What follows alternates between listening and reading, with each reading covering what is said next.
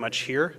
Dr. Baggett, who is our COVID-19 Health and Healthcare Access Czar, has been working hard on several items, and he'll be updating you today.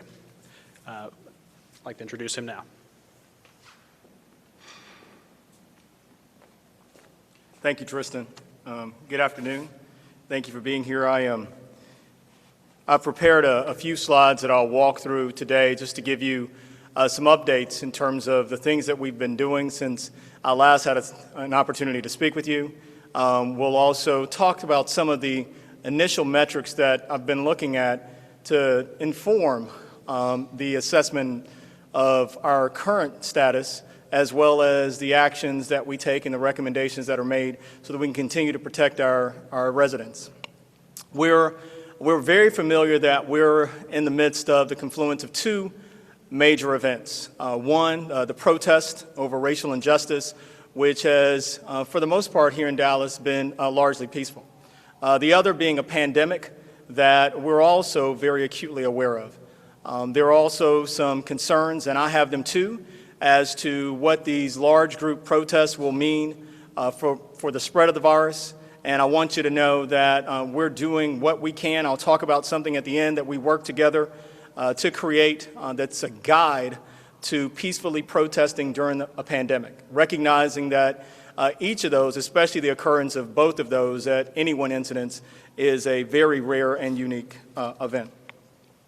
So let's see if I'm advancing it here. It's not. Oh, here we go. Let's try this. Okay, there we go. Thank you.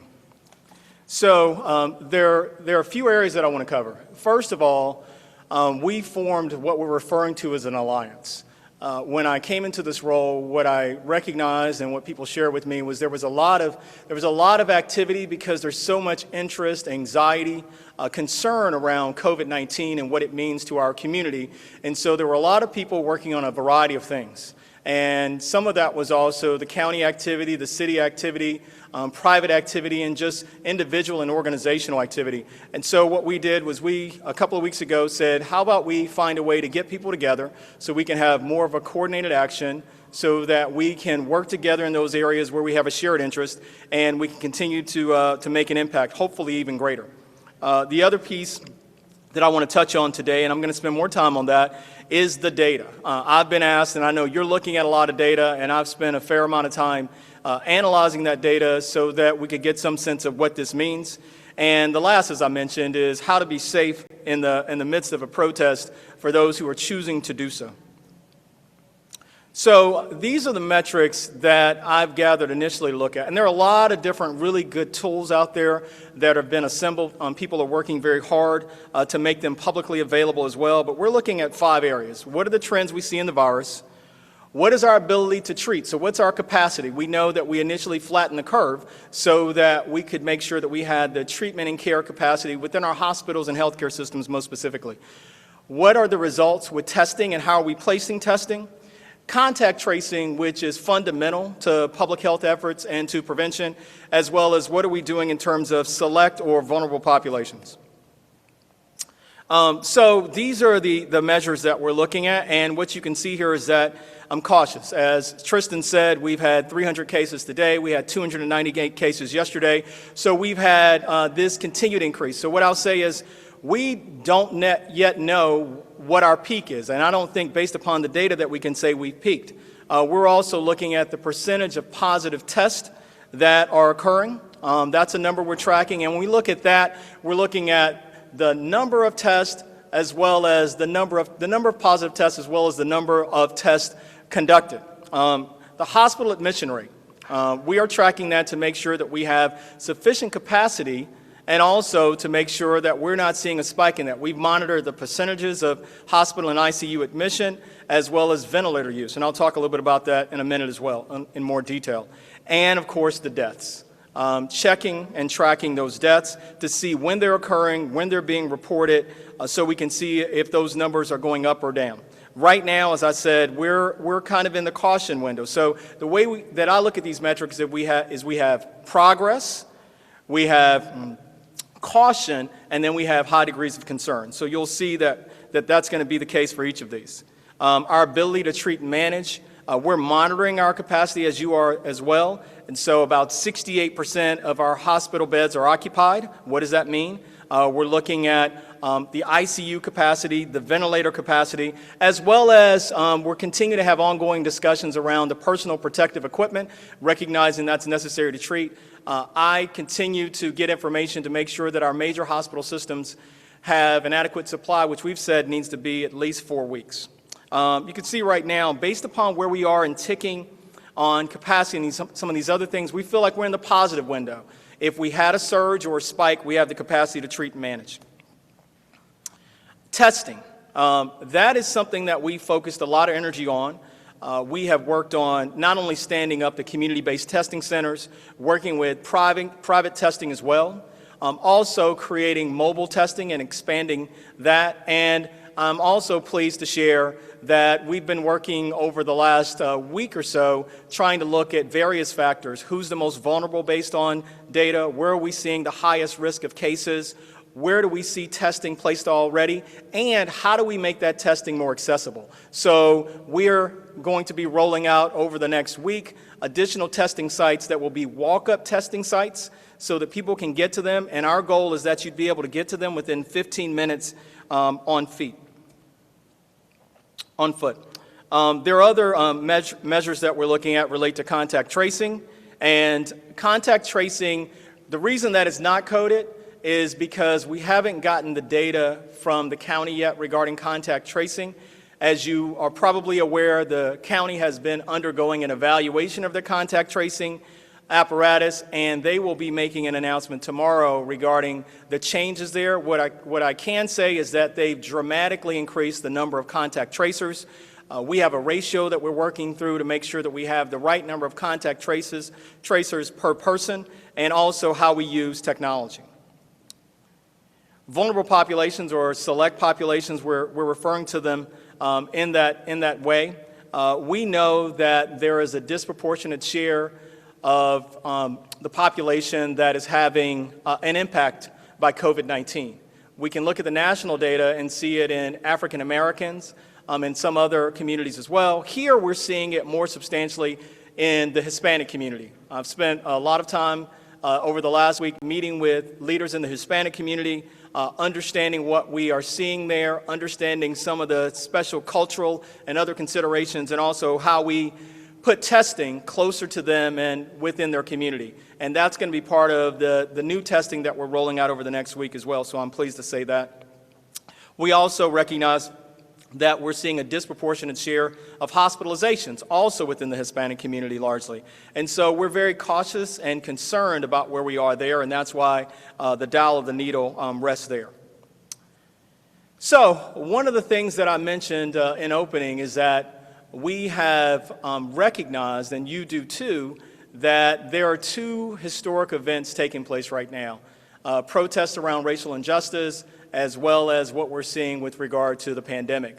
With that, we've created a 10-step guide to peacefully protesting during a pandemic. We are looking to distribute that and disseminate that as widely and broadly as possible. It has evidence-based guidance in there for law enforcement officers, individuals who are protesting, as well as individuals who may become exposed to those who've been protesting. What I'm also pleased to say is that today and tomorrow, there is testing available to protesters at American Airlines Center, which is walk-up testing, so to take advantage of that. And we're also working with other partners and institutions to make that testing available to protesters for as long as these protests continue. With that, I will end my presentation and take any questions that you may have. Doctor, one of the things that obviously the high numbers today, we don't know if that's reflective of the protests at all because there's an incubation period. When do you expect to see evidence of whether there are any problems or widespread COVID-19 among the actual protests? Thank you. Well, the incubation period is about 5 days. So we're looking at a window of 5 to 14 days to be able to determine, did we have an impact on the number of infections based upon the protest. And so we still have a window, which is why we want to get this information out, which is why we want to tell people to wear masks, to protect themselves, use hand sanitizer. And also, what's very important is if you have underlying health conditions or you're coming in contact with people who do, to consider another way to be able to express your voice. Can you, Doctor, tell us what do you think is the reason why cases have been so high? Why we get that 300 mark is Memorial Day, the fact that Texas reopened, and can you also elaborate where those walk-up sites are going to be rolling out, and what parts of Dallas are going to be in primarily? Yeah. I think it would be speculation for me to be able to say why the numbers are where they are. We're still working on getting more complete data to be able to speak to that. So where may they have been and what may they have become exposed to? What we do know is that the more we test, and fortunately we're increasing our volume of tests, that we should expect that we're also going to get more positive cases. So that's something that I want to make sure that I do convey. In terms of the sites, as of today, we'll have somewhere between 5 to 7 new sites. And those sites, we use various factors. I mentioned some of them earlier, which is where do we see the most vulnerable population based upon some of the data that we have? Where are we seeing the highest rate of new cases? Where is there walk-up accessibility? So where can we place it? Trusted community sites are what we're looking for. I recognize in multiple conversations with various communities that some are more reluctant to go get tested for a variety of reasons, so we want to make sure we're considering that, and also in areas where there's limited testing available. And so we'll have that, and as we have done with other things, we'll have it posted on the website as soon as we finalize all of that. The reason that I'm not able to share is, one, the recall around it in every specific site, but also because the City Council just voted to support that new testing rollout. Doctor, as far as the proportionate hospitalization within the Hispanic community and those who are positive, what are the reasons that you guys are thinking behind this? Is this because it's more essential workers, and thus because we've seen that in the past also, they're also ending up in the hospital, or what are you guys thinking? I think it's a combination of many factors. One is we're seeing higher rates in individuals that have underlying diseases. One of the most prevalent and prominent ones is diabetes. So that's one. Two is we are seeing higher rates of hospitalization amongst our essential workers. The data is showing us somewhere between 75 to 80% of those who are requiring hospitalization for COVID-19 in Dallas are essential workers, and we also know that members of the Hispanic community make up the largest proportion of many of those essential worker categories. Are any of these sites that you were mentioning going to go towards maybe areas with a high number of minorities like African Americans and Hispanic? Yes. There's a lot of health deficits also in those areas. Yes, and so as we've looked at the data, what we recognize is that when you take those factors that I just shared and you layer them over, vulnerability and some of these other things that I'm talking about, just based upon the way we've labeled them in some of the other data that we've done, is that those populations are the ones who are at greatest risk for this. So yes, you will see more testing being made available. And not only that, that's why we're also embarking on the rollout of more walk-up sites, because we recognize that in some of those communities, transportation and access to reliable transportation is less secure than in some other communities. We have heard that 800 number, I believe, from researchers at UT Southwestern saying if habits continue the way they are, with people getting back to some sense of normal, that would be our daily case number. Is there any thought when we look at the growth rate right now that we're on track for something like that? No. So I know there are a lot of different models out there and have deep respect for UT Southwestern. What I can also say is that as long as we continue to practice some of the things that we know work, then there is the opportunity to continue to not maybe flatten, but to reduce that. Right? So I think we're still too early on with some of these numbers that we're seeing to be able to speak to, are we on track for 800? the protest and what's taking place there, aspects of the reopening, adherence to personal protective behaviors and precautions, and also being selective when you choose to go somewhere. So all of those factors will really help to determine what the numbers are going to bear out. I think it's too early to call it a trend, but it certainly is concerning at this point in time. But I can't say that it's 800. The fact that it's increasing is a concern. You essentially have been kind of saying throughout the presentation how you grade testing, so on and so forth. Contact tracing. Yeah. Can you kind of walk us through that a little bit more? Because it sounded like you'd like to see more of it, and like to know a little bit more, what more we could do, or our partner with the county to do more. Can you kind of talk more about what you would eventually like to see, and how can we improve on it? Yeah, I think it's fair to say that not only would we in the city like to see more contact tracing, but the reason that the county is moving forward is because they also agree. We recognize at this stage we should be getting a lot more identification of positive cases from contact tracing. So one, you have to increase the number of tracers, because most of this is I'm going to reach out to somebody by telephone, and I need to be able to do that quickly. We want to make sure that that telephone call or that contact to that potentially exposed person happens within 24 hours after the results have become known, because that's also when it's the most valuable. So there are a number of things here that have to be improved, and I think it's fair to say that the county agrees and is working very quickly to make those improvements. I can't comment on specific data because, as I said, we have yet to get sufficient data to be able to know how many people are being identified, how many people are being contacted, how many of those are expressing symptoms, and how many of them are going to get tested. And that's the kind of information that we need. What's the biggest obstacle to try and improve that? What they're doing, which is you need a lot more people. You need people quickly. You need well-trained people. And you also need those who are contacted to pick up the phone. When they're reached out to respond, to recognize that we're acting in their best interest, and we need them to engage in this process as well.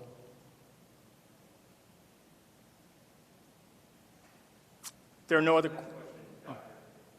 for, if I was protesting tomorrow or tonight, what would you just tell me? Because I think obviously 6 feet is something we've all heard for a very Yes. long time. But if you follow these protests, it's very difficult to do that. What have you seen, via, on TV? And what would you tell the protesters who might be heading up tonight or tomorrow? First thing is I would make sure that I understand as best you can, your own health status. As I said, if you have an underlying health condition, and by that I mean if you already have diabetes or respiratory illness, something that could put you at greater risk for getting COVID-19, then find another way to express yourself as opposed to going into a large crowd with a lot of unknowns surrounding it. Second, if you're going into these protests, make sure that you're wearing a mask, as much as possible maintaining a safe distance, and that you also have hand sanitizer.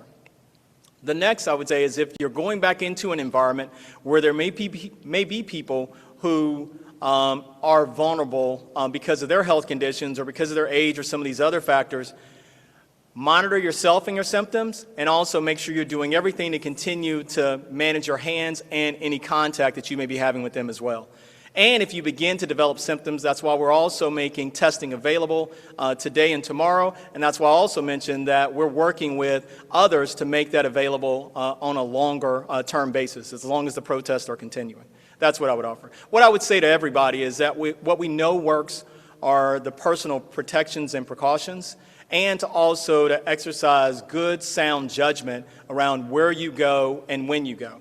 As I mentioned, we've created a 10-step guide, in a sense, to protesting during a pandemic. And what we're also looking for are sources to be able to disseminate that as broadly and widely as possible. So if you're interested, that's something that we'd also like to be able to share with the public.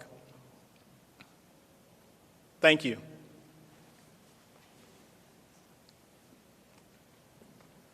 Thank you all very much. Just to clarify one thing on the contact tracing, just on workflow, as well as some aspects of testing. The county is obviously our public health authority. So Dr. Baggett is working with the county. They're the ones that are over the contact tracing program, but the city is doing what we can to help contribute to that because it's important to the city as well. With that, thank you all very much for coming. We really appreciate it. And let me know if you have any other questions.